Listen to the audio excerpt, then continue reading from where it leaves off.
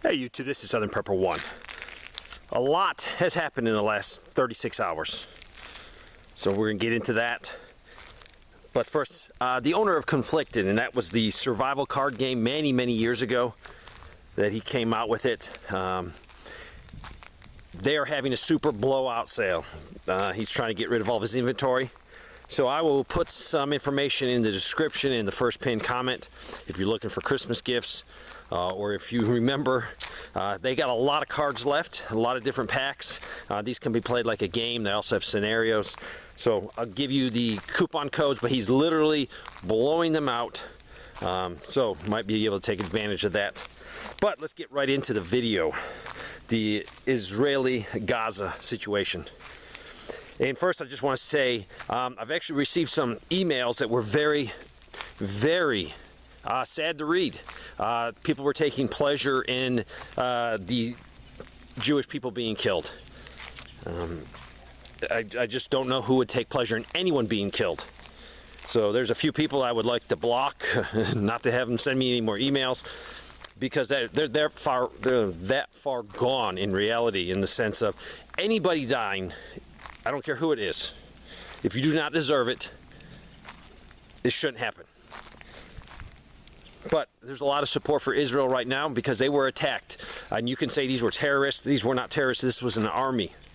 Literally an army. They have a command structure. They have officers that can be accounted for. So it was an army invaded them.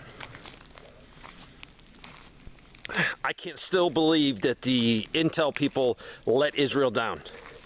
All right, so let's go when the intel people let them down. They had no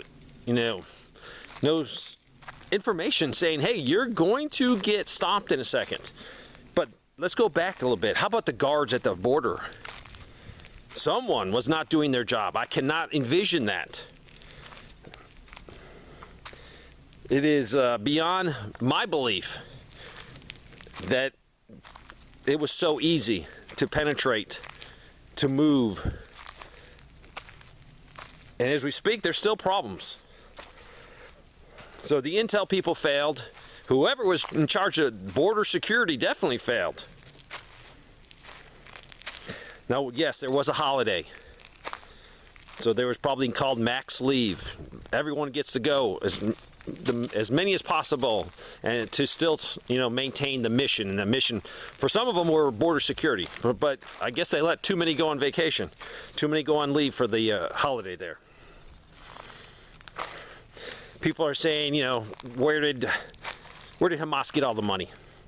I know our fearless leader Biden has given them billions of dollars. I think he gave them $1 billion. But we know that definitely Iran is a major player, major supporter, and definitely had their hands in this, especially on the intel side. And as you know, we gave them billions of dollars just a few weeks ago. Also, a lot of chatter about U.S. weapons. Some of them came from Afghanistan. Some of these weapons could have came from Ukraine.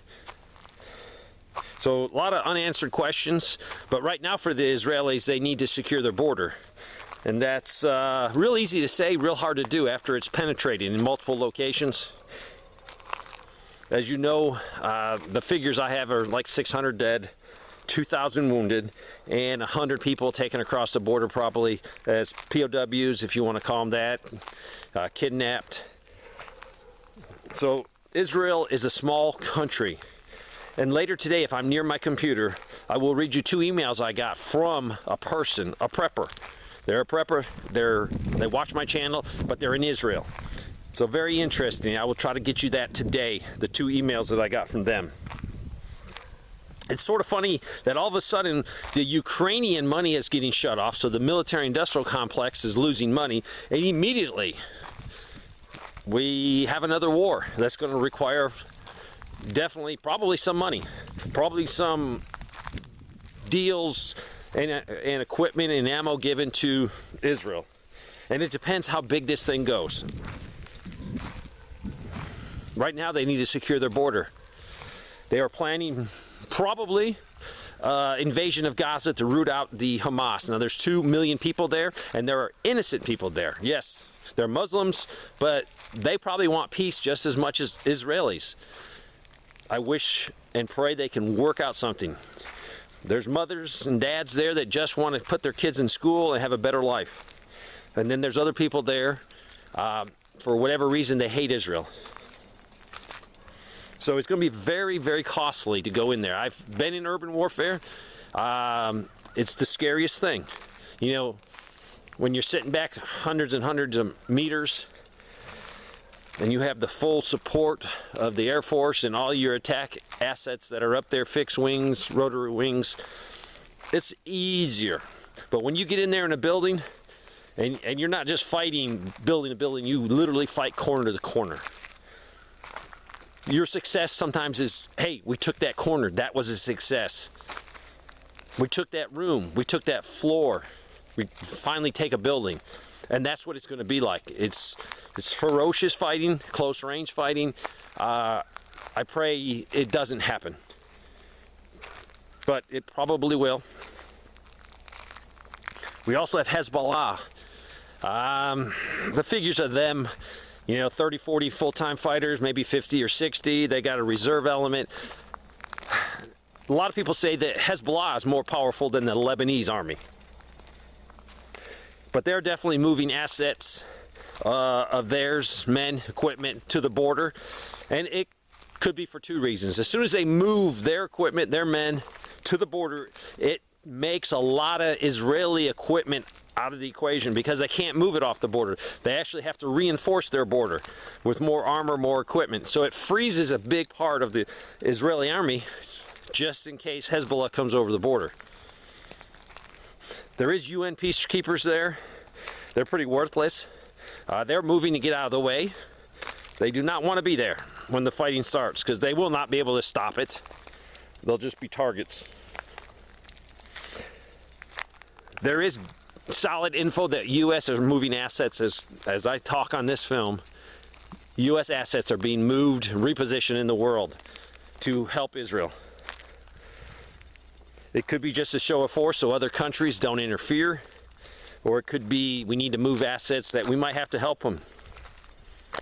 No one would have thought that Hamas could have made a very coordinated attack against Israel, penetrate far into Israel, and cause that much havoc.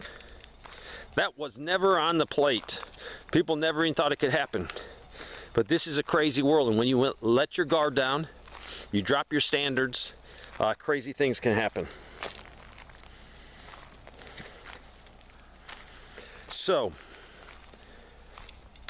what does it mean for us? First of all, we need to be on our knees praying for peace because the situation could turn very ugly. If Israel is pushed to a corner and feel that their statehood is going to be taken from them and they're not going to, be a nation, they will use tactical nuclear weapons. Iran will be a target. Probably Syria, Damascus will be a target. I don't know what oil prices are going to do next week. Don't know what the bond market is. But with all this happening, I think yesterday or the day before, I think we had another $30 billion jump in the debt. I don't have the numbers in front of me, but I think it's over half a trillion in like 3 weeks. If that alone doesn't get you motivated to prep with all urgency, there's nothing I'm going to say on my channel to make you decide to start safeguarding your family. So what can we do? Yes, we need to be praying for peace. I don't want the people in Palestine to suffer unnecessarily if they're innocent. I don't want the Israelis to suffer. But this was a deliberate attack. This was an attack against civilians. This was the slaughter of civilians. I will definitely read those 2 emails to you just to show you this person's not in really direct harm from actual physical terrorists or Hamas. But definitely the effects of the missiles, the rockets.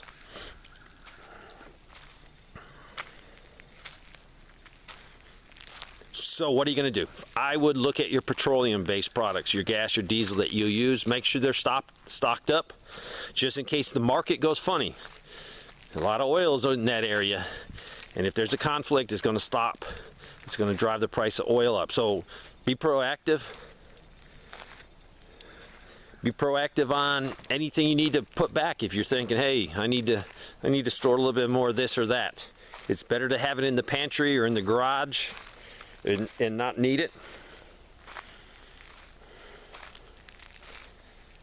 So, praying that Hezbollah does not move in from the north. They probably will, and they said they will if Israel invades Gaza with troops. This will open up a two-front war. I'm also getting reports that there's a lot of Arabs inside of Israel that are causing problems. I'm very fearful that Europe, which has a huge immigration population, I think they're buying their time. And when they go into Gaza, I think you could see a lot of problems in Europe. So if you're in Europe, make sure you're stocked up so you don't have to go out to the grocery store if you don't have to. You can stay home. Stay out of harm's way.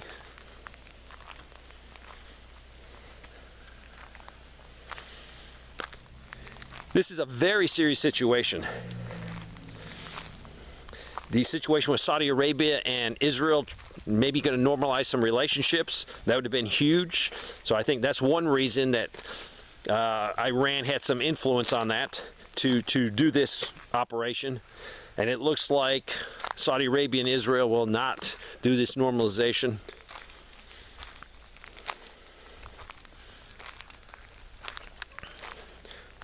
So keep prepping, keep praying. Don't be fearful. The Bible's very clear. There's going to be wars and rumors of wars, and this is what it is. But we got to put some action to our faith. And if you feel, hey, I need to stock up, then stock up.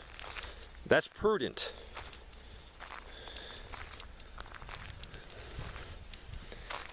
Also concerned about the millions and millions of unvetted people that have come across our borders in the last year, in the last many years. There are sleeper cells in here from countries that hate us, from organizations that hate us.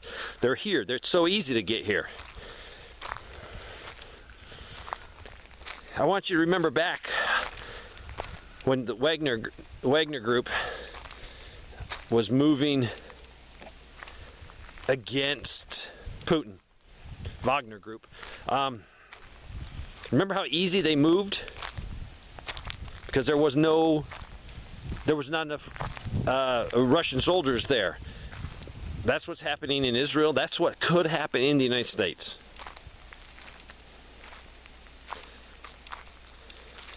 Sleeper cells could cause massive problems for us. They could go after bridges, infrastructure, telecommunication. The power grid is so vulnerable.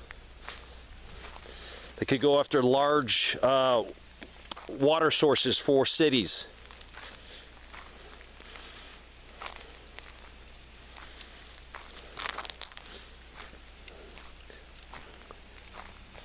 Israel civilians were not prepared.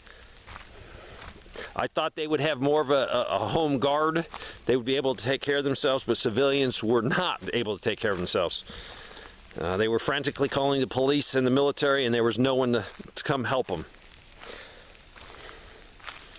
So use this as a learning lesson. There might be a disaster. You could call 911. There might not even be a 911. So you better be equipped to shelter in place, and not just for 3 days, not just for 2 weeks. The longer you can shelter in place, the less that you would have to go out, the less chance that you're going to get injured or hurt going out to get supplies, to get water to take care of your family.